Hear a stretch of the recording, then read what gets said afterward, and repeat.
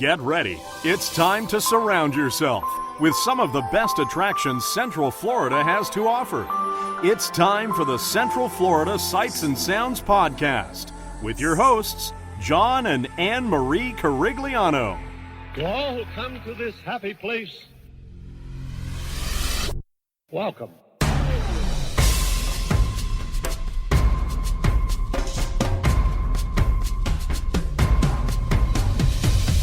Welcome to our family time.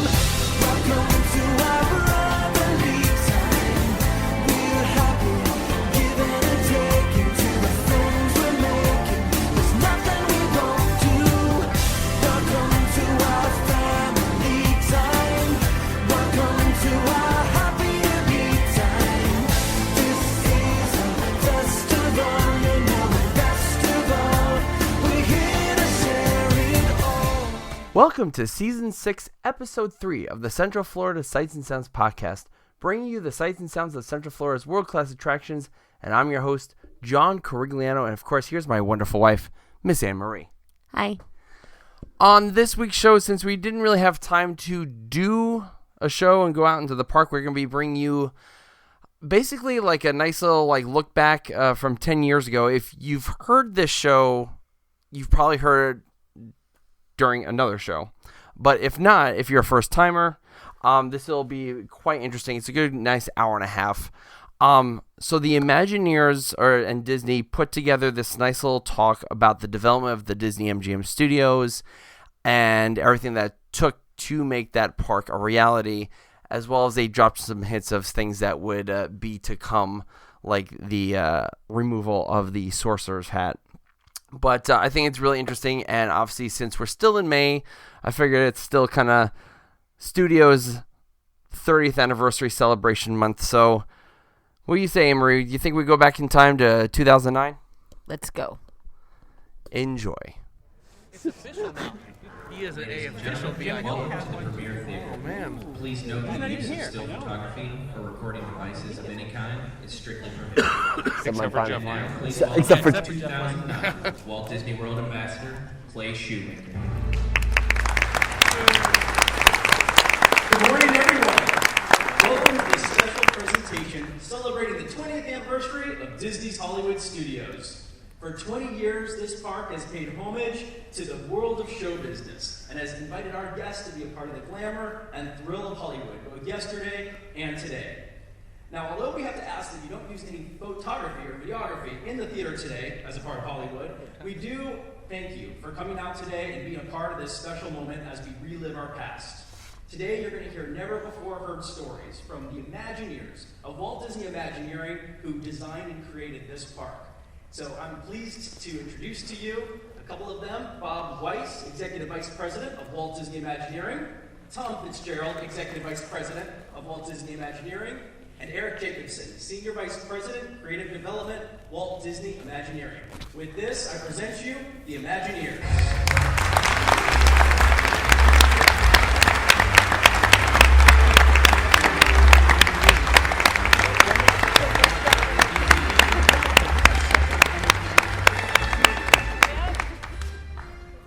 Thank you so much for coming in and helping us celebrate a special day for all of us and for the company.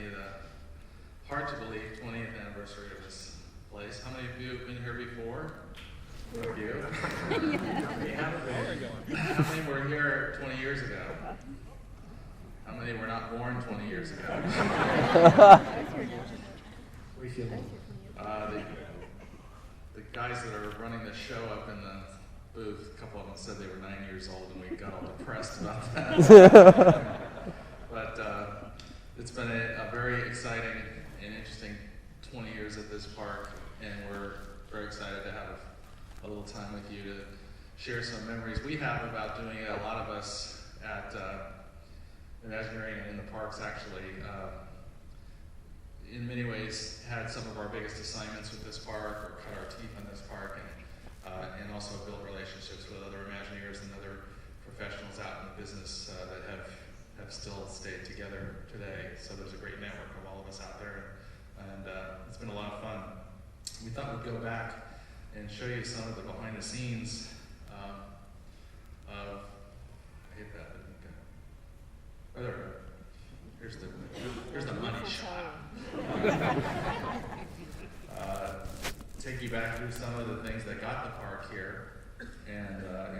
stages, some of the things we dealt with. There's our world premiere night ticket. Anybody have one of those? You collectors? The collectors are here. So we like to go back and remember that the inspiration for all the parks, whether he conceptualized them or not, is really Walt as a storyteller and as a person who loved creating great experiences and in the case of the parks, creating great environments for people to be immersed in stories.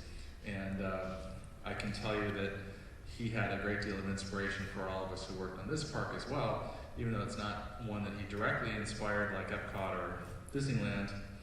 But we did go back and we looked at, when we first started thinking about a studio, we looked at Walt's history in terms of creating studios. This is the Burbank lot under construction. And looked carefully at the history of that. And you can tell from any image that you see of Walt or of this lot that he cared a lot about design, not just the on-stage side of the design, but the backstage side of the design also. You can tell from the images and the graphics and the canopies and the layout of the studio. Interestingly, this was actually quite unusual. If you look at Hollywood history, a lot of the lots were laid out fairly industrially. They're industrial buildings. In fact, the old story in Hollywood is that the MGM studios during World War II actually painted on the roof of the sound stages the direction of where Lockheed was because they didn't want the Japanese to bomb them because they looked just like industrial places. And Walt really was the one who pioneered the idea of a campus. And you can see here from these wonderful shots of the feel of that campus, a feeling which very much exists today, by the way.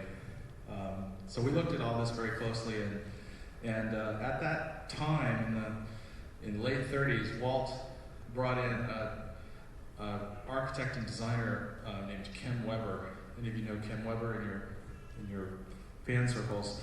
He's the person who really designed the studio for Walt from the inside out. He designed the famous airplane chairs that you can barely afford on eBay anymore. He designed the animation, redesigned the animation tables. He designed everything in the interiors as well as the exteriors. So it was really an integrated studio design from the beginning. And this is an idea that Walt had at the time they were building the Burbank studios, which was to build a small park right adjacent to the back lot, where if you toured the studio, you could then come here and you could ride trains and you could do other experiences as part of the kind of tours that they always did. This obviously did not get executed, and it ended up being the first generation of what became Disneyland in Anaheim, but it's a kind of an interesting look back at Walt's first foray into what could be a studio tour type project. Everybody know Epcot's connection to Disney MGM? Anybody know that? Besides the water. Disney MGM's somewhat humble beginning was as an Epcot pavilion. It started out right when Michael Eisner and Frank Wells came in. They said, well, why don't we add a pavilion? We have energy and we have these other pavilions. What about one about the entertainment industry? So let's do movies and television and radio and those. We started work on that. Then they were ramping up production, and they said, well, maybe we can do some of that production in Orlando. So what if we add some sound stages over on the outside of Epcot and have a little tram elevated to take you on a tour? So that really was the beginning. And I would say it was only, well, it's hard to imagine even for us today because we study our projects, we work on them very carefully. The concept, because everything was kind of being reinvented at Disney at the time, it moved really quickly. And it went from an Epcot pavilion to a thing that was really too big for Epcot to its own park in a very short period of time. And very quickly became Tim Kirk, one of the designers who worked on the park from the beginning, his first little sketch of the Walt Disney World studio that you can see there with the back lot, kind of a Hollywood-looking plaza and sound stages. This is sort of probably one of the very early iterations of the park. But it very quickly became a park that would have a studio and a kind of a Hollywood street leading up to the Chinese theater and a whole variety of attractions and studio experiences. It was started out to be a fairly small project. It was only going to be about a half a day experience. As we developed it, we thought of new ideas, we added things over time, and certainly we've added a lot since then, so it's become a full day park in its own right. This is the early white study model that helped us work on the scale and the design of the individual spaces. Colin Campbell, who was one of the great artists of Imagineering, did this concept sketch to try to capture the exuberance and the spirit that we wanted to capture in the place in this kind of early Hollywood feel, with the spotlights and the Chinese theater at the very end, the lines of palm trees. Really probably was the first rendering that captured in many ways the spirit of what we were doing. And we were very interested in taking our best examples of Hollywood and that kind of exuberance that comes from Hollywood and recreating them in a Disney way. And the interesting thing was that Hollywood back then was in very deplorable shape. If you've been out there today, there are aspects of it that have really improved. There are some aspects that have stayed the same, but at that time, Hollywood Boulevard and much of the Hollywood area was really in sad condition. This is a picture I shot of the Hollywood Brown Derby at the time we were working on the project. It had been burnt to the ground, and they were demolishing the site. So it was really a pretty sad history. This, which became our main entrance, was the Pan Pacific, I think around 1987, had several issues, and then it had finally burned and melted, and it was really sad. And of course, we were very excited to be able to bring it back, and it's, you know, in some ways as a tribute to some of these landmarks. And this, of course, is an aerial of in the early days with the streets in place and all the landmarks that we were in the process of creating. So we went through Hollywood and we looked for things that we thought would be great icons that we could include with a Disney touch. So this is a wonderful landmark. It's called the Crossroads of the World. It's on Sunset. It's from about 1936. It's a great modern piece. It has a little rotating earth on the top. And you can see when you came in this morning how we recreated it as an icon right at the beginning. We took liberal license to add a few Disney touches along the way, which was fun. The first gas station ever to appear in a Disney theme park, inspired by a lot of these wonderful gas stations that you see around Los Angeles. There's our version of it, as you can see, kind of trying to be more theatrical and optimistic, but still have a lot of fun with it. We have a big bungalow culture for any of you that are from Southern California for this kind of small, interesting house. Some of them are a variety of different styles are throughout Los Angeles, Spanish and arts and crafts. And we used a whole series of those to create the little bungalow that's the last sort of house left on the street, and the collector of Sid Cahuenga. This is we had during Epcot begun to use quite a bit of street theater and found it to be quite successful in interacting with the guests. So one of the things we set out as a goal in this project is we wanted to create characters that peopled the street and gave people a chance to interact with people who actually might have lived here. Jim Hyman is a wonderful historian and writer. He wrote a book called California Crazy about this time. And it was probably the first book that came out that really honored a lot of the crazier side of California's architecture. And that was what led to us doing things like the dinosaur and Min and Bill's and some of those icons that were kind of crazy. This is the camera store, which is actually on Wilshire, which we recreated as part of our street. We recreated actually quite in detail. And it's still there, but it's actually now a Thai Indian restaurant. Right, so if you need pad Thai and film, drop by. But it is interesting. Many of the landmarks still they're classic pieces of architecture, but they're in Hollywood, they're not used for the purpose they were originally used for. This is a Newberry's building that was boarded up when we were working, and it became our celebrity five and dime store on the street. All of the architecture on Hollywood Boulevard was scaled down, very similar to Disneyland's Main Street. So you can see the people here are quite large relative to the facade. The first floors are a little smaller than life size. The second floors are quite a bit smaller, and the third floors are way smaller, so that everything has a kind of an idealized dollhouse kind of feel to it. This is the Chapman Barca. A lot of wonderful Spanish architecture in California that we brought to the project. This is one of our models, which is an old market building. As you can see, as we brought each of them in, we did more with them. We added authentic details. We scaled them down and tried to make them look as interesting and fun as we could. California had a red car system with small red car train lines that ran through, streetcars that ran through the city. And we took this building, which was one of those that was derelict at the time, occupied primarily by pigeons apparently, and turned it into this block, which has been a kind of an interactive retail fun place throughout the park's history.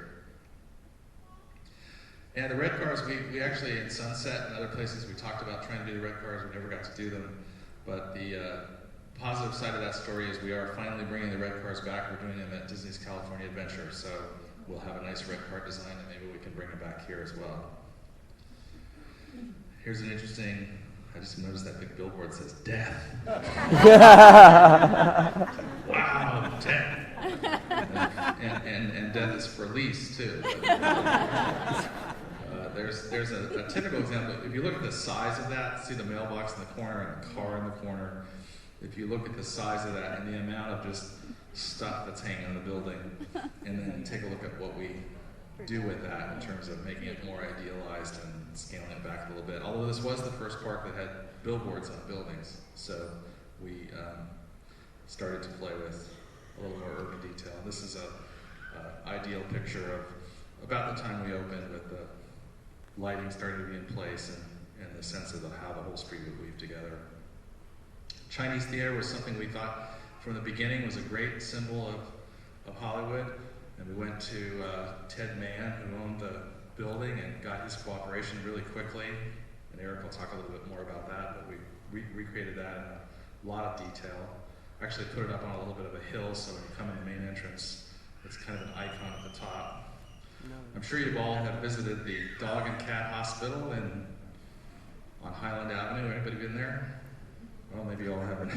It's one of my favorites. And that replaced the dog with Pluto at the top, but again, another icon that was based on something that really existed there. And this is my favorite shot of the Chinese theater, where you can really see it, and really gives you that impact. And we're looking forward to seeing that again in the future.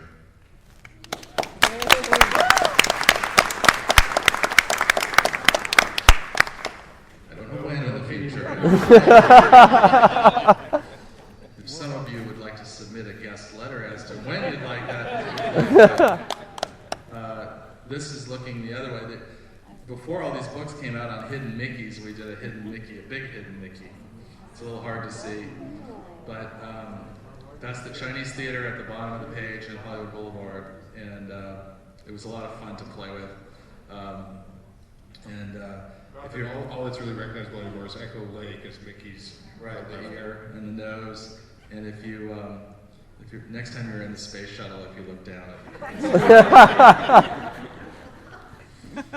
So when you think about all this that we did with Hollywood, it really was epitomized in the original plaque about the park, which was this idea that Hollywood is a state of mind, and that it was a place where it wasn't necessarily the real Hollywood or like it ever was, but it's a way that we like to believe it was, and that it's continually been a place where artists who create great things with creativity and story and technology continue to be a venue for those, as has really happened over the last many years.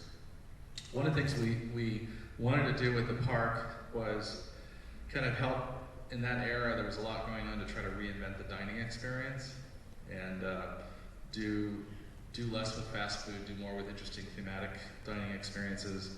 And so we really worked on trying to make the Brown Derby a collage of the best of all the Brown Derbies and great service in that. And certainly it has a strong memory to our company and to many people who grew up in Hollywood.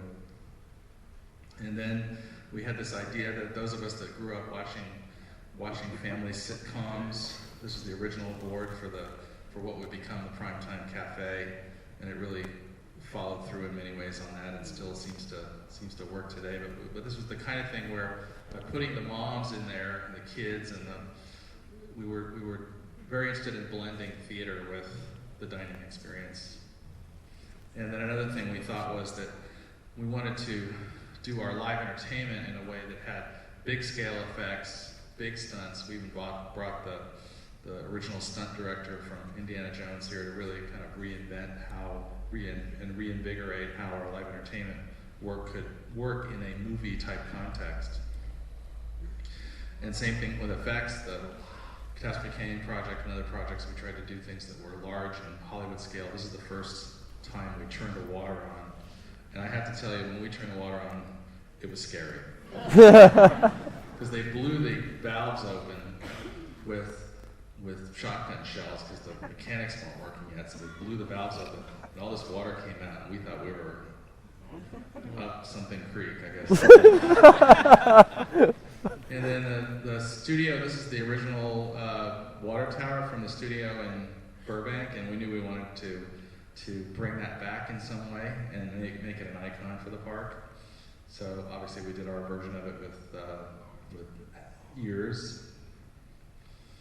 And now it has evolved toward another generation of names. This is a rare shot. This is Bob Hope with a young Michael Eisner and Frank Wells, all on World Drive at a press event, announcing the park for the first time and doing a groundbreaking, which is very fun. And this is standing about in the Mickey face, about Mickey's nose, I think, right after the site was cleared. Randy Prince and I there getting ready to start construction of the park. I thought I'd show you some construction photos. You may have seen these before, but probably not for quite a few years. This is looking in on the park, probably halfway through construction from the main entrance complex up to the Chinese Theater. You can see the Eiffel Tower in the distance. This is the Chinese Theater on the left, and the main center plaza in the center, of course, and the animation building off in the distance. This is the Backlot Express restaurant, which is right next door, practically where we are today. And here's another look at the center, which would be, you can see the glint in Mickey's eyes right behind that truck with the planter there. And here's a shot of Hollywood Boulevard as it's sort of getting ready to be finished. There's Echo Lake. We started dredging that hole out, and Mother Nature is ready to put water before we were ready to put water in it. So being in Florida, it filled up itself pretty quickly. You can see Superstar Television, which is now the American Idol Experience, up on the left corner. And of course, Dinosaur Gertie and Min and Bill's Dockside Diner. There's Dinosaur Gertie painted in the Indiana Jones Epic Stunt Spectacular building before all the plants were installed in front of us. So you can actually see what the whole thing looks like. This is the end of Hollywood Boulevard, the merchandise shop there.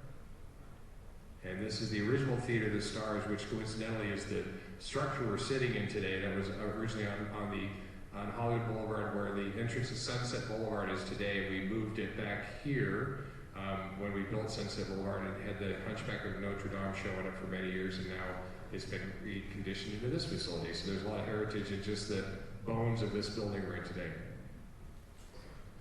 This is the merchandise facility at Hollywood Boulevard on the other side of the street. And there's the Hollywood Brown Derby, which Bob showed you that picture of it after having been burned down and demolished. That the front facade, the piece that you can see in this picture looks like an archway. Actually, still does exist on Coimbra Boulevard, but it's now a wig and makeup shop. And here's installing Mickey up on top of the crossroads of the world, sort of us as Imagineers building this kind of architecture. And it's not just as Imagineers, but in the construction business, in general, it's kind of a great moment when you sort of top off something. So topping off Crossroads of the World, raising the roof to put it on top of the Chinese Theater, and the Eiffel Tower, which Bob showed you is completed fashion, which is painted up in place, were great memories for us of saying, okay, we did that one, let's move on to the next one, get ready to open the park. And there it is. Let's see. My involvement in the original part, or the original opening days of the park, was the Great Movie Run. I was the art director for that project. It was the first entire thing that I had responsibility for creatively. I had been in Imagineering for almost 20 years before that, but not probably 15 years before that. But this is a great opportunity for me because I had a lot of background in audio animatronics, even though I can't say it, figures and figure finishing. This attraction was the first big scale thing we had done with that kind of technology since the opening of Epcot. So I was tapped for that thing.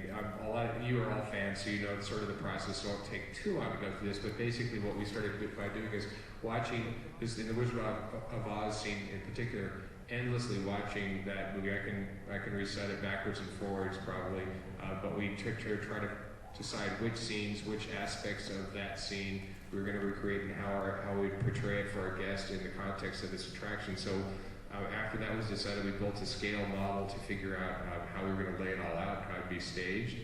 And that's the back of my head leaning on the model, which you're never supposed to do. Crushing the scenery with my Godzilla-like arm. And Tim Kirk, who Bob mentioned earlier, was one of our chief designers. This is as the model was being completed and getting ready to be staged.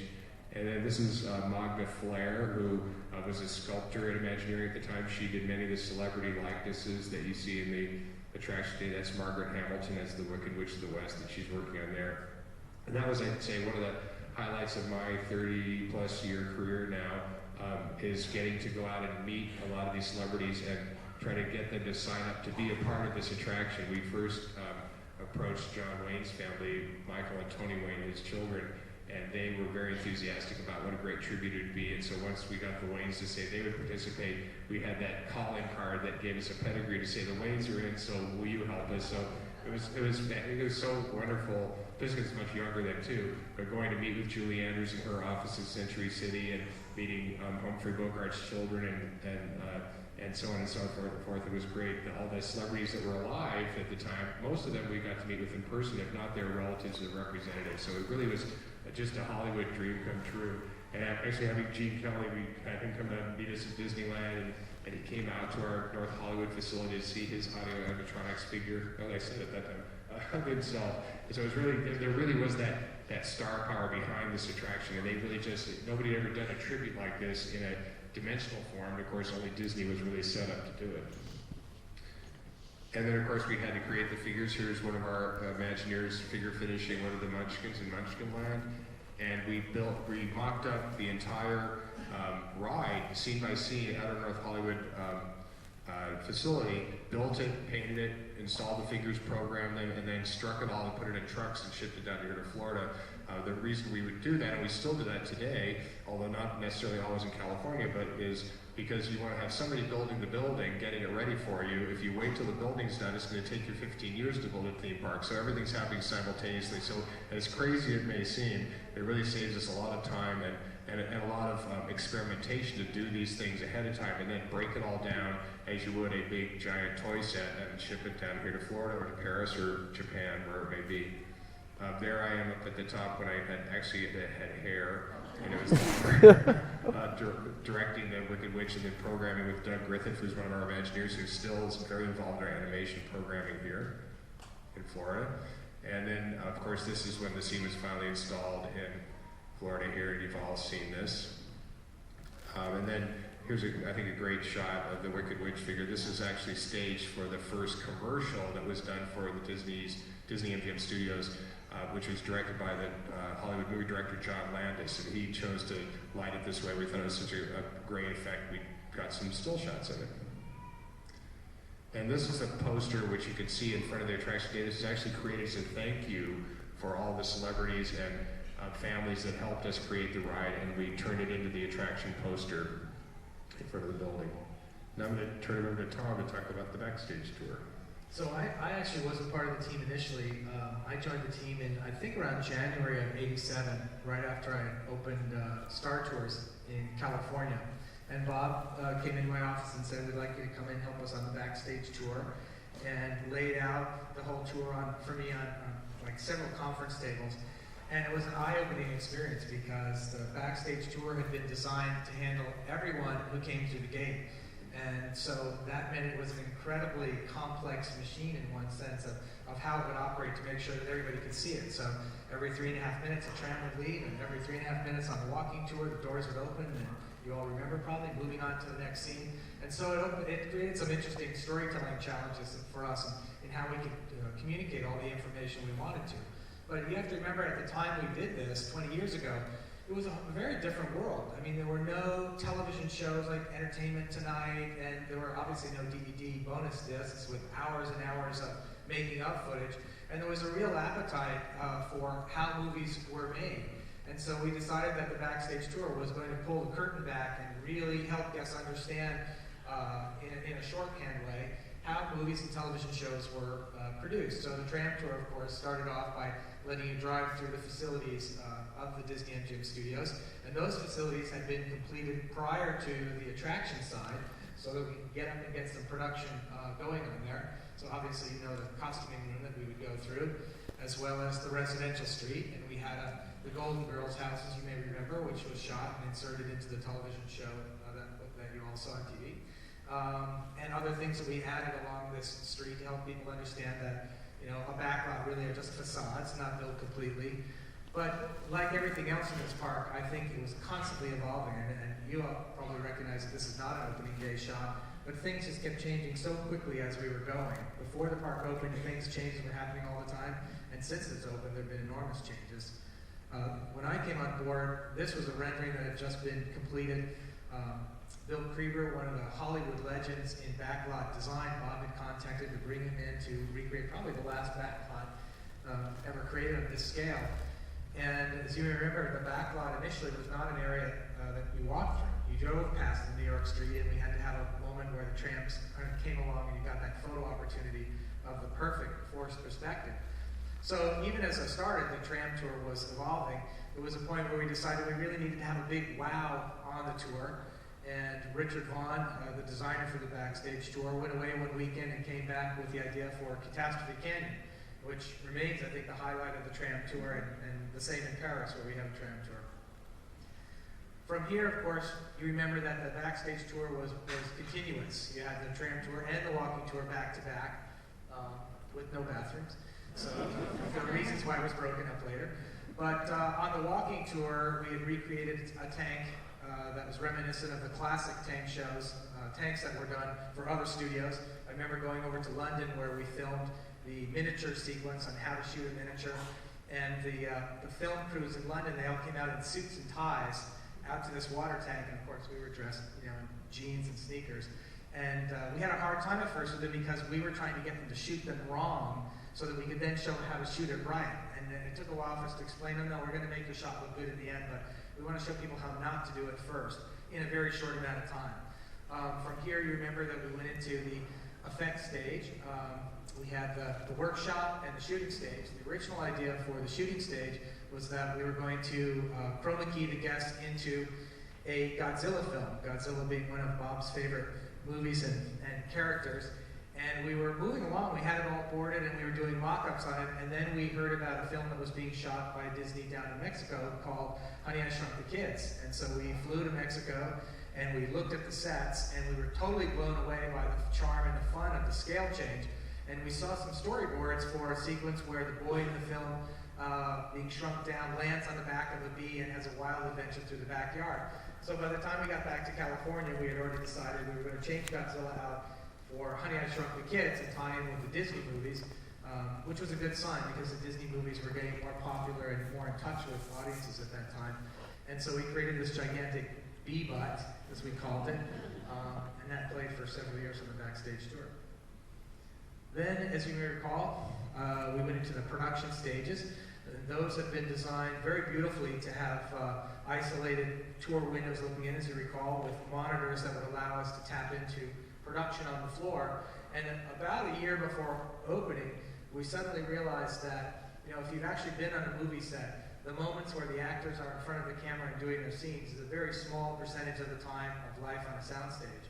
And we sort of had this quandary, well, what are we going to do when they're not shooting there? What are they going to do when they're striking a set or building a set? And Michael Eisner really encouraged us to think of putting some stories along the tram tour that would help guests understand how movies and television shows are created. So I spent the last year prior to opening writing and rewriting and writing and rewriting and shooting a lot of the backstage tour videos. We had a storyboard artist, Frank Tamara, who never complained, as every week we told him, the boards you did last year with that star, and last week with that star, forget it. That star's not interested. Now let's write it for this star. And so we had stacks and stacks and stacks. But in the end, what was really terrific was, Michael Eisner and Jeffrey Katzenberg and Frank Wells came to Disney with an incredible Rolodex of contacts with film directors and movie stars. And so every time we did a set of storyboards, Jeffrey would get on the phone and make the calls, and eventually we got a slew of fantastic Hollywood directors like Warren Beatty and Gary Marshall and others who worked with us, and great stars. So I brought, for those of you who may remember, I hadn't seen these in 20 years. It's kind of fun. I brought a couple of clips from some of the pieces we did. I thought it might be fun to sort of step back and remember opening day tram tour videos. Hi, I'm Carol Burnett. And I'm Tom Selleck. Welcome to the newest of the Disney Studios. A little bit of Hollywood right here in sunny Florida. It's night in the city, about 3 a.m. Mike's Diner will be open all night. It's been open every night for 20 years. On this same corner. Cut. Victoria? Very good work. Good. Let's print it and move on. How do you do?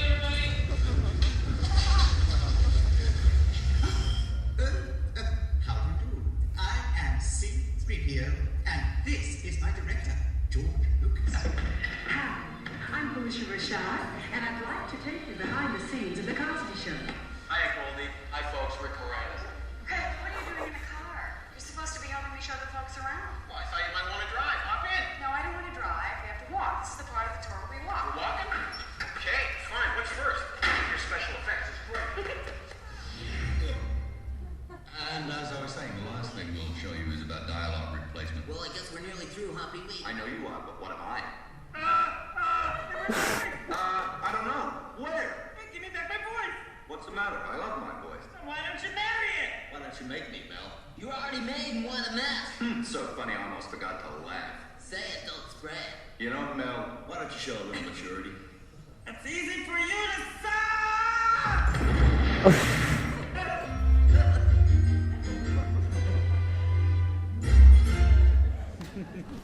So we did those, I think we did most of those in about 6 months.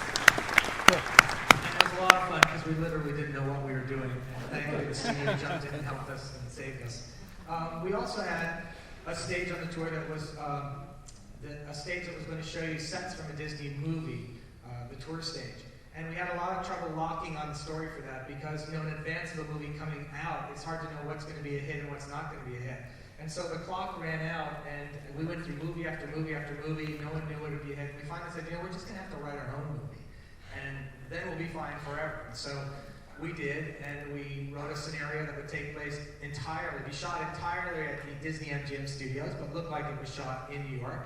And Gary Marshall agreed to come and direct it, and Bette Midler agreed to star in it.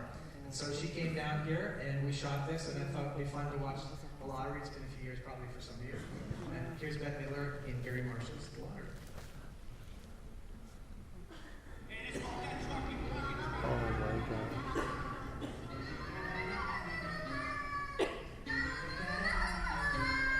This is how we get to be a star.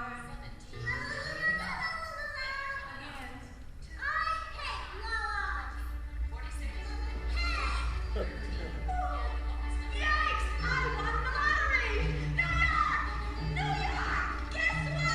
I won the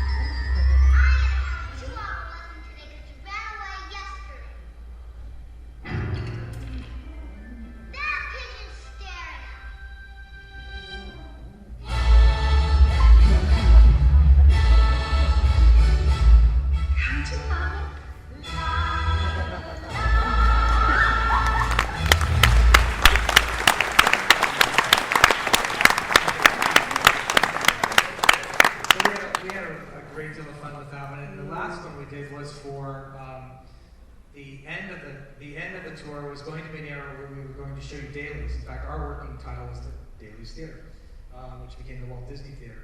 And the notion there was you would actually get to see rushes, or what was being shot in California or elsewhere by Disney. You'd get to see what the studio execs were watching. But for a number of reasons, we weren't able to do that. And so in the end, we decided we would show trailers from upcoming movies, but we really wanted to make it more unique than what you could get at home. And so first, we sought to get trailers further out than you would see at home, and then secondly, we said, well, we've got to put some special wrapper around this that makes it Disney and makes it unique. And so another one of the stars of that era turned out to be Michael Eisner from doing his television intros for The Wonderful World of Disney. And so we had Jerry Reese, one of our great directors that we use very often, come in, and we created a little piece to bracket that was called Michael and Mickey, so we thought we'd end with that.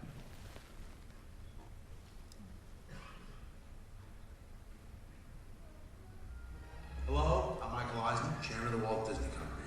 All of us here at Disney hope you enjoyed the tour and that it gave you new insight into the magic of motion picture and television production. We hope you come back and see its real stuff. Whoa. What is now going on in the studio? Yes, who? Donald Duck. No. Goofy. Then you're Roger Rabbit. Oh, sure. Come on, get real. Okay, I get it. Hi, Mickey, and I knew it was you all the time. I was just saying goodbye to these folks. Oh, hi, everybody. Oh, sorry, Michael, but we have a screening to go to, remember? That's right. Look what time it is. Yeah, I know. We're going to be late. Aren't you folks? Hey, good idea. We're looking at a couple of previews of coming attractions. Come on. Ooh, easy, big fella. Hey, Michael, what's your name? After you. Thanks, Mickey. Hi, Michael. Hi there. Hi, Mickey. Oh, hi. Just a second. Okay. Excuse me, we're screening some many attractions. If you'd like to join us. How many attractions? Go, guys. Movie time. Come on, fellas. Screening.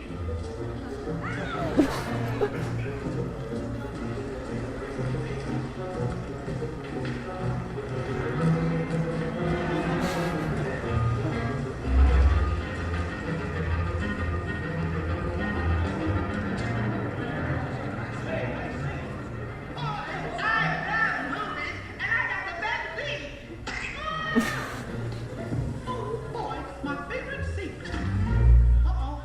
Excuse me, do you mind?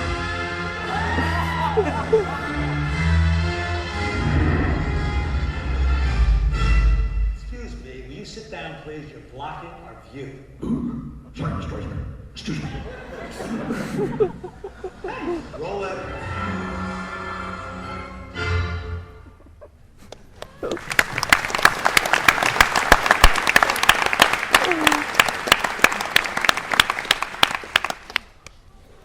So other opening days and attractions included the Indiana Jones Epic Stunt Spectacular. Stars animatronic figures to say.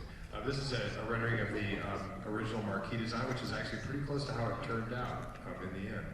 And here's a view of the attraction on opening day when the plants hadn't quite gotten as robust as they are now. You can actually still see the building. This is also before Fast Pass. We love that jungle, and you guys as guests like it too because it keeps it nice and cool. But it took a while for those plants to grow in. And this is an early rendering of the famous giant stone ball scene, which is one of the highlights of the attraction. Probably the first scene that we decided locked on we wanted to do it. and this sort of captures the energy of what we wanted to achieve, and I think we came pretty close. Here's a scale model of that part of the attraction. We wanted to work out a lot of the art direction of how it would appear. And of course, we had never done this before, and it had to happen many, many times a day, every day of the year. So we had to do extensive mock-ups out of California to prove that we actually could have our stunt actors avoid being completely run over by this giant, what is actually a rubber ball. Here's another shot of the mock-up that we set up. We do this, very frequently with a lot of our things to make sure we prove them out in plywood and scaffolding and a ball before we spend millions and millions to create what you actually see. The ball was actually quite controversial in that our normal mechanical design group felt that the ball should be on some kind of a motorized track and controlled with an emergency stop in case the actor got behind or so you couldn't get hit by it and all those things. And we had a Hollywood special effects guy come in and he said, why don't you just use a giant rubber ball? And everybody thought he was crazy. And we tried it and it was great. And if it hits the actor, it really doesn't, it's just a giant beach ball. So it worked very well. So here's that giant rubber ball in place here in Florida before we created the stone look that it has today. And here's an opening day shot of Michael Eisner and George Lucas and Indiana Jones avoiding that ball. This is done for publicity. We also can't forget the magic of Disney animation, which is still here today. That was one of our open day attractions and was very, very popular with our guests. And here's some actually a stage shot of some animators drawing a tiger on this as our guests look on. And then we had Superstar Television, which is no longer with us. It's now the location of the American Idol experience. It was one of the open day attractions, and it paid tribute to, there's the location, you obviously recognize the American Idol building still there as Superstar. This is one of the concept renderings of what we wanted to do. As Tom mentioned, when you're on a soundstage filming a movie, there's a very small percentage of the time it's actually interesting to look at, and the same goes with the television tape. If you've actually been a real television taping, it's not very exciting except for a couple of moments here and there, and what you see as a half-hour sitcom or whatever you might be, it takes much, much longer to tape than that does. And so we wanted to create that magic 10% time all the time in this show and do a tribute to how television shows are put together and also sort of a tribute to the history of television, which is what Superstar Television was. And here's another concept of how we're going to break the stage up into 3 rotating stages that would change scene to scene to scene. And there's the actual theater show with the center was a turntable that rotated around with, I think it was 3 different sets, and the sides were changed more manually. Here's one of the shots of our guests actually participating in the show, and here's a scene where we got to put our park guests into a scene from Gilligan's Island, which we intercut with real footage from that show and other shows like it. A little piece of trivia on this is that Herman Zimmerman, who designed all these settings for us, went on to design all the future Star Trek series, including all the features, not the current one I think, but all the features prior to that. You might recognize this set as the set from the most popular show that in 1989, which is Cheers. So it's hard to believe that was number 1 back then, but it was. It's still loved by many people, but that was one of the big sets we had there. It's a great scene. And then this is the scene from Johnny Carson, the set that Johnny Carson set there. We also had a show called The Monster Sound Show, which is about adding special effects to media. We still have a show called Sounds Dangerous in the location. It was similar, but opening day was called The Monster Sound Show, and it had here's the facade, here's a rendering of what we wanted to achieve inside where guests would get up on the stage and apply, as I said, sound effects to a motion picture or video. And the final Monster Sound Show film starred Chevy Chase and Martin Short, and our guests, there they are, with the assistance of a cast member, adding their own special effects to our film. And then we opened 20 years ago today to much hoopla and fanfare and a lot of celebrity appearances. It was a fantastic week. Here's Kevin Costner, Bette Midler, Betty White, and others participating. And Lauren Bacall is back there. There's Lauren Bacall arriving on the red carpet that night for the premiere party. And there's Betty White, who Bob said in the earlier session has not changed one bit since she was 3 years old. She looks the same now. She's fantastic. And then I'm going to turn back over to Tom because we quickly realized that park was, even before we opened, we said this is going to be a huge hit. We've got to get ready to expand it and start thinking of things to add. And so Star Tours was one of the first things we decided to put in. And even though we kept the body of the show inside identical, essentially, to what we did in California, we knew we had to make it fit in this park. And so we created the Ewok Village on the exterior, and here you can see the walker. It was built in a small model form first, and then you can see in the back they're making the huge one that you know. And then the finished product, which we decided to create as an Ewok Village, whereas, you know, the trees and all the set pieces are only finished on the front side where the camera would see it. But I think more important than that was I think this really was the opportunity for us to say Disney MGM, or Disney's Hollywood Studios today, should be the place where the properties that are not Disney, but still are part of the entertainment story we want to tell, would reside. And so the George Lucas, Lucasfilm properties made sense to fit into this park. Then here you can see George and Michael with Carrie Fisher, and who is that guy? Young Mark Hamill for the grand opening of the attraction, and an unknown Ewok who just sort of busted the party. This is one of my, you know, as Tom was saying, or I was saying too, the park grew by leaps and bounds in those first couple of years and continues to do so today. We looked at any opportunity to add the magic of Hollywood and show business at Disney to the park, and this is one of my favorite moments. It wasn't an opening day moment, but shortly thereafter, the company decided to retire Walt's plane that had flown back and forth on many of the scouting trips from Burbank to Orlando. And I actually, the three of us rode on it a few times in a corporate fashion. But it was time to retire that plane. It was getting a little old. So its final destination, my college decided, would be the Disney MGM Studios. So it took its final flight from Burbank down here to Florida. We closed off World Drive in the middle of the night and kept it closed until the morning. Took down a lot of the very, very tall light poles that you see along there, so they're out of the way. And World Drive became a runway for one morning. And we landed this plane right outside the studio in the water tower. They had a crane standing by, which lifted it up over the berm, back to the back lot, and there it stayed ever since. So it's really great. The other thing about it is because it was going to stay here forever, we were able to take a lot of the pieces out of the site. So there are many collectors of, obviously, you know, there are Disney collectors and there are aircraft collectors, and people really they were restoring planes similar to this. So there's a little bit of Walt's plane DNA in many collections of airplanes around the world, I like to think.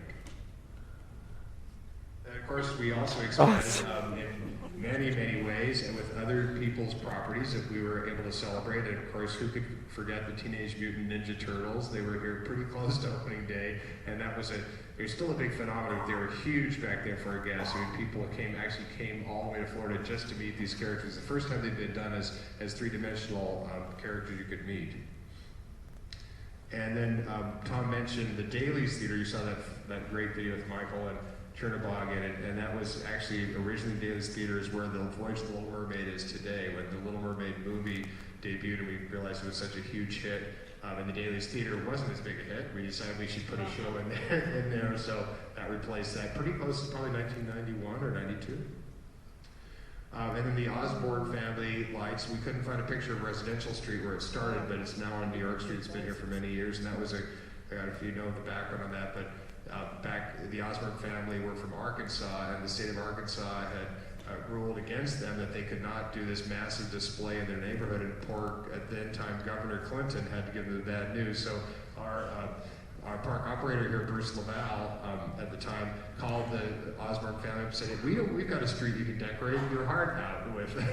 You're going to have no problem with light intrusion. You're not going to bother any neighbors. Nobody lives there. So he invited them to come to Florida. It was a great thing, and it's become a Disney Hollywood Studios tradition.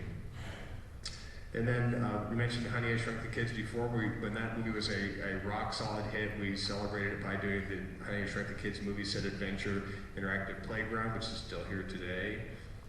And then the Sci-Fi Dine-In sort of was since we proved success in interactive sort of theater restaurant with the Primetime Cafe, we took it to the next step into the Sci-Fi Dine-In, which has been a huge hit ever since it opened in 1992 also. And then, you know, we can't forget, I mean, all of us were so deeply touched by working with Jim Henson and on what became Muppet Vision 3D. It originally was actually a show called Here Come the Muppets, a live character show in what would then become the Little Mermaid Theater.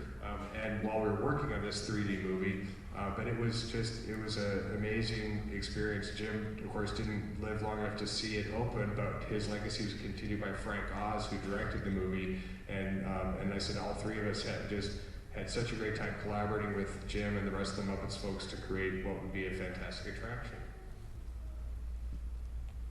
And then, of course, we moved the Theater of the Stars over here and recreated it up on Sunset Boulevard, and opened Sunset Boulevard in 1994. The most major expansion of the park. There's the new Theater of the Stars, which is covered for your comfort and pleasure. The Beauty and the Beast show opened then. And of course, everybody knows the Twilight Zone Tower of Terror. This is the original one that's now been reproduced in many locations around the world in one form or another. And then shortly after that, we opened Fantasmic, the East Coast edition of a West Coast Disneyland favorite. And Rock and Roller Coaster starring Earl Smith was another one that added just a lot of power to this park, and a lot of things our guests really desired, and also allowed us to expand the idea of show business and Hollywood into the area of music. So music, Broadway, television, theater, radio, all those things were celebrated here in the park. And then we had the 100 Years of Magic tribute to Walt Disney's 100th birthday. Yeah. And then we actually took the soundstage and started using those for more guest accessible attractions. I didn't mention Ed McMahon's Star Search, which was filmed here for many seasons. We couldn't find an image of that. We also had a version of the Let's Make a Deal TV show, which our guests could participate in. And then this is, of course, Who Wants to Be a Millionaire? Play It, which we ran for many years here. In a similar fashion to American Idol. And then this is the expansion of the Star Wars merchandise location. That franchise just kept growing and growing and growing, and our fans demanded more, so we gave them more. And then we added for the 50th anniversary of theme parks around the world, of course, the birthday of Disneyland, we added the Lights, Motors, Actions Extreme Stunt Show from Paris, which is still here today, which is a big hit. And High School Musical, this is High School Musical 1. We didn't even have to put a 1 because it was the first one. And now it's got a 3 after anything. But that premiered here too at the park. And about that time, we decided it was time for a name change. So we changed the name of Disney MGM Studios to Disney's Hollywood Studios to celebrate the fact that this park is about all of Hollywood. It's mostly Disney because we're at Disney World, but it's not just Disney and MGM. It's all those other properties that I've mentioned before and ones that you know that are out there that are just really about a Hollywood, the state of mind, as Bob said, not a place on the map, but Hollywood that never was and always is, and it's just about everything about show business you can imagine is here at Disney's Hollywood Studios. I think that is our formal presentation. I think Diego's got a couple questions that you folks have. Yeah, let's give a round of applause to our panel.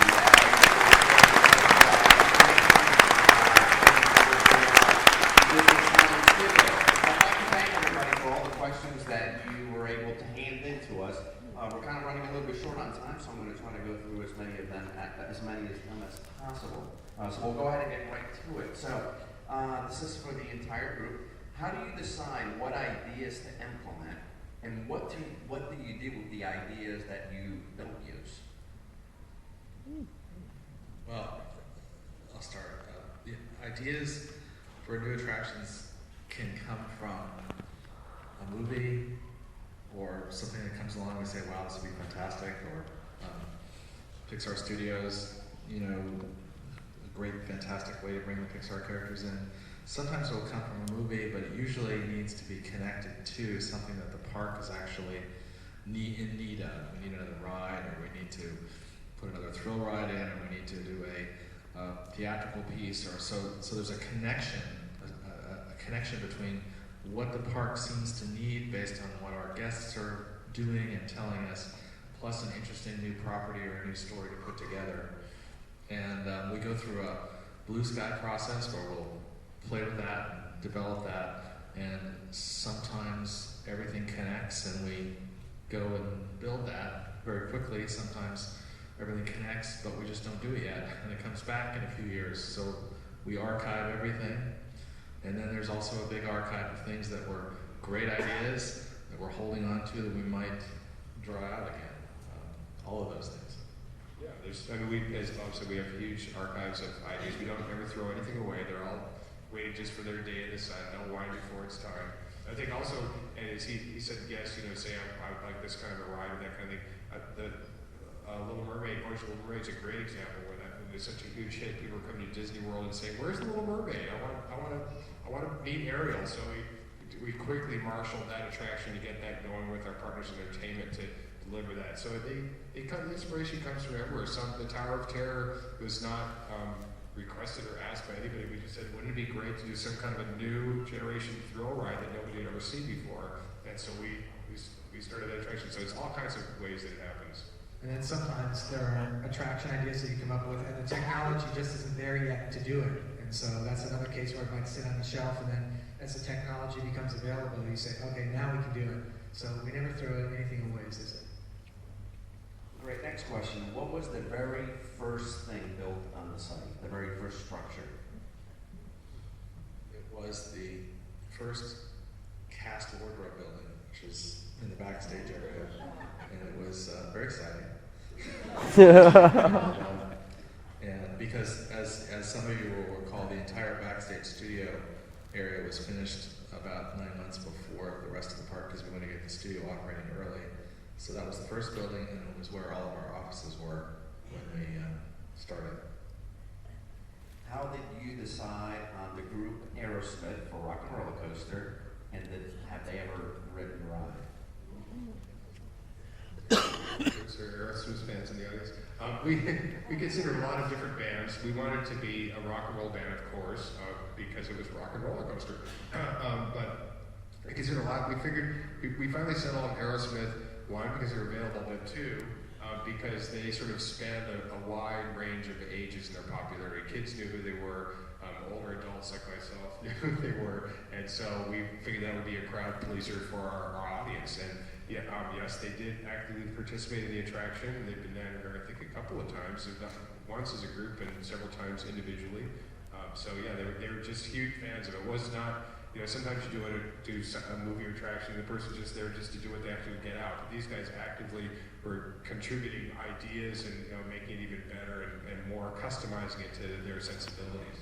Particularly when it got to matching their music to the ride profiles. There were times where you'd need a little extra guitar riff here or something else there, and so they created them for us. So they customized their, not only their music, but they customized it for the ride. Literally could feel what the music should be by going on the attraction and knowing where that's where the big lift is, that's where we need to really pop it. And so it was a great experience. They were fantastic. Next question. What was the most difficult aspect of designing the buildings at Disney's Hollywood Studios?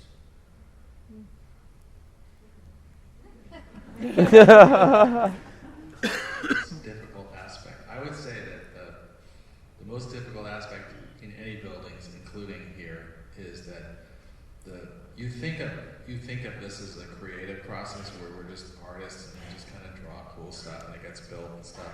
But there's also the fact that a park like this might have, in a given day, 50,000 people in it. So you're always balancing the aesthetics and the design and the story with the fact that you have to serve comfortably lots of people and make them comfortable and make them have a great day and all that stuff.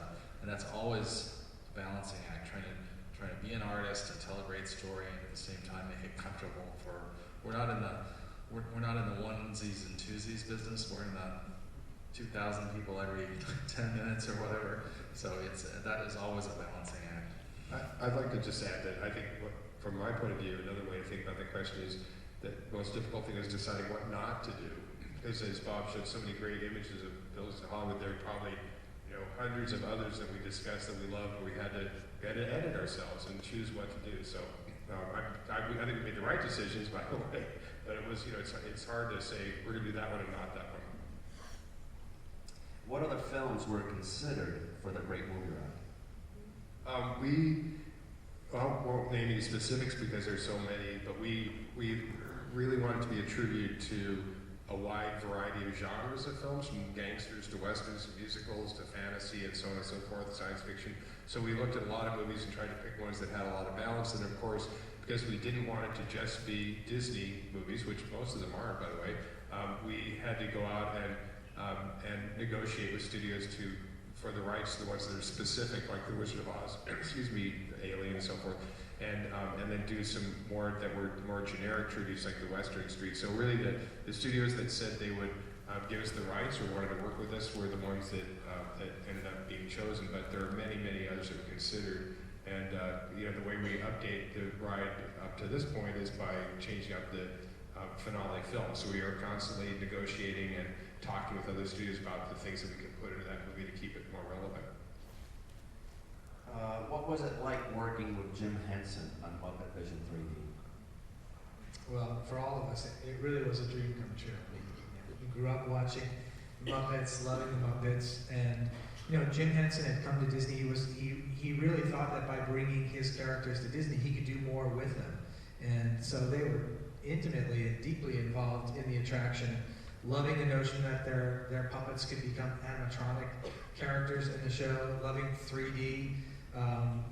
The Muppet characters are ideally suited to doing the kinds of things that you want to do in 3D, which are, as Fozzie says, are cheap 3D tricks. And, playing up to that and just doing all the kind of stuff that you'd love to do. So they were with us every step of the way. And he epitomized the quiet genius.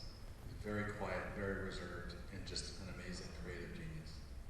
I have to say, it was such a tragedy when we lost him in the middle of that process. It really affected us a lot, but he has such a strong team of Muppet people, of Henson employees, that understood his vision and worked with him for many, many years. So just like it was great, the Imagineers and the Henson people blended together perfectly, so we knew what his vision was, and Frank Oz stepped in as that kind of that father figure to continue Jim's vision and finish it off for us. So it was great. We were really happy with the result. Yeah, Jim actually took the film up to the first cut of the movie, and then as we viewed it, there were things that we saw in there, like the Waldo character was resonating very strongly, and so Frank finished the movie and built the Waldo character into a running thread to the film. Initially, it was only in the one scene. One of the most magical moments that I remember was going to New York and sitting around a big table, and they had the script for the 3D movie, and all the characters were there just in their street clothes, and they read the movie for the first time, and it was just for someone who grew up watching all the Muppets and all that, to hear them read the script for the first time was just utterly amazing. What are some of the things that you do that helps foster creativity?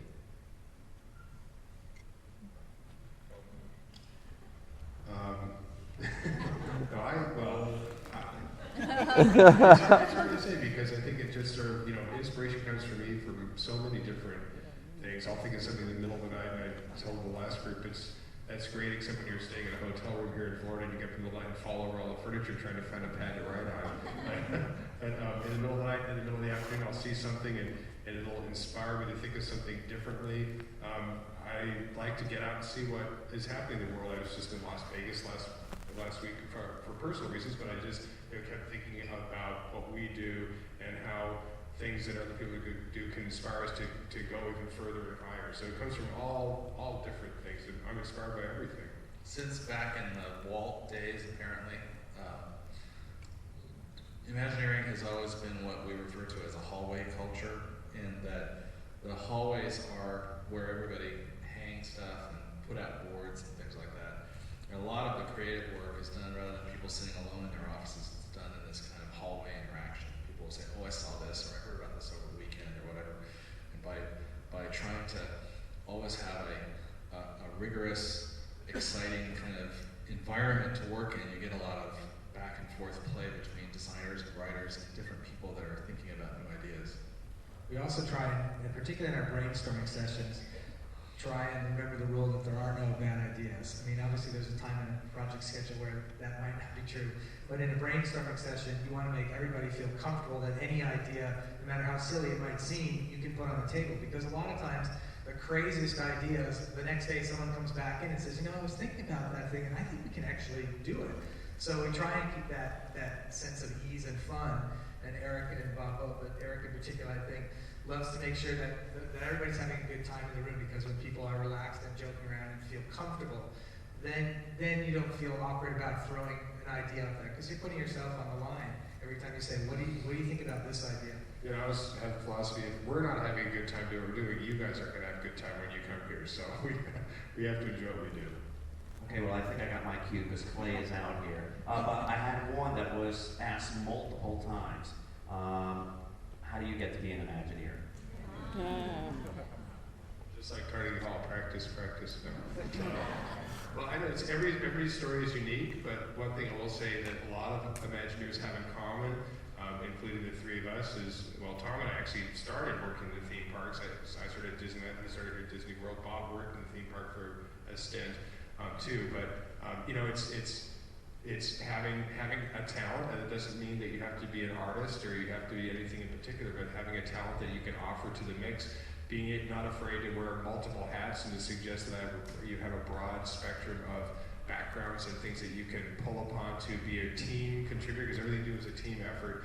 And for me, it was sort of, it was all that plus being in the right place at the right time, because I grew up in Orange County near Disneyland, and I started out as a parade performer at the Christmas parade at Disneyland, and then when I got old enough, I worked in the entertainment division and really kind of rode the wave of Epcot being designed. We needed cast members and designers, and I started in the model shop, and when this park came out, I got to excel a little bit more. So getting started, every story is different. They're really, you know, going to school and learning background. It's multiple different ways.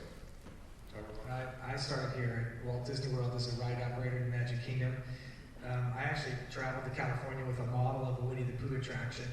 I was hired on the condition that I never build another model in my career, which I honor. But you need to be passionate. You need to find the skill, the area that you feel you're really best at, and hone in on that. But you've got to love what you do, because it becomes such an enormous part of your life, and has been obviously for us since we're sitting here at the 20th anniversary. And we do have, for young people maybe out here thinking about careers, we have internship programs. We work with design and creative universities. We have an imaginations program. It's all about bringing in new diversity and inclusion. We have a lot of programs where we're always out trying to find the next generation of talent, and it can be writing, it can be artistic, it can be technology. There's a whole, it's a wide series of fields that we bring new people in for. Gentlemen, thank you so much for sharing your experiences with us today. Thank you all for celebrating our anniversary of 20th anniversary today. Have a great rest of the day at Disney Hollywood Studios.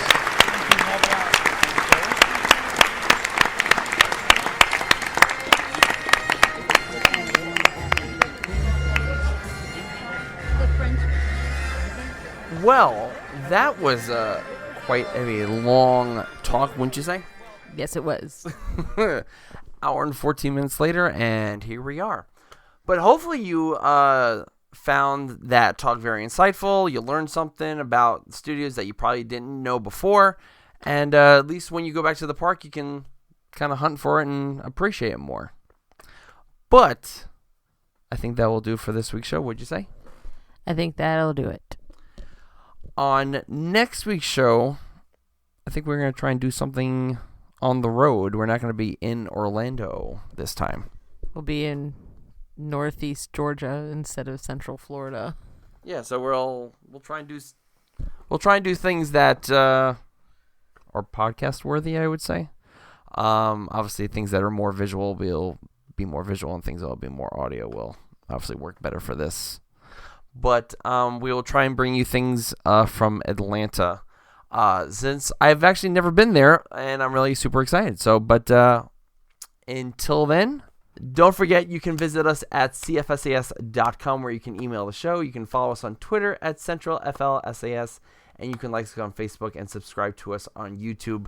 So until next time, say goodbye, Anne-Marie. Goodbye, Anne-Marie. And so long, and have a magical week, everybody. Ohana means family. Family means nobody gets left behind or forgotten.